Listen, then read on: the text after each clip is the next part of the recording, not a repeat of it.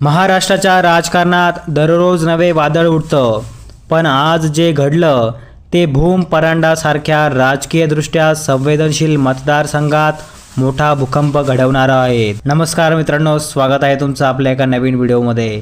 माजी आमदार राहुल मोटे यांनी आता थेट अजित पवारांच्या राष्ट्रवादी काँग्रेसमध्ये प्रवेश करण्याचा निर्णय घेतलेला आहे आणि या निर्णयामुळे फक्त मतदारसंघात नाही तर संपूर्ण धाराशिव जिल्ह्यातच एक मोठी खळबळ निर्माण झालेली आहे। राहुल मोटे हे केवळ माजी आमदार नाहीत तर 3 वेळा आमदार म्हणून भूम परांडा परिसरात प्रभाव टाकणारे नाव आहे।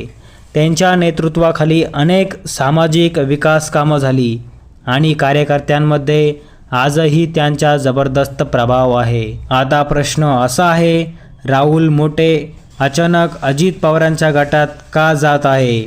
2024च्या विधानसभेत त्यांनी फक्त 1500 मतांच्या फरकाने पराभव स्वीकारला।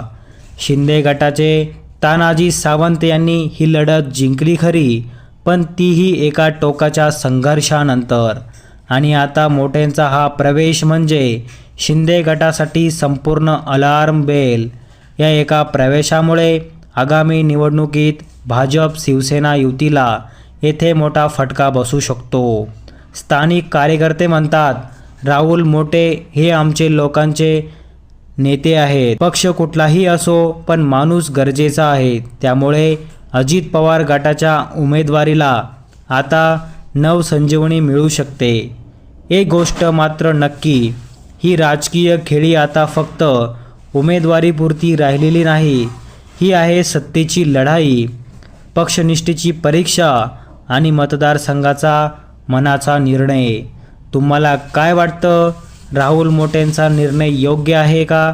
यामुळे मतदारसंघात काय बदल होईल?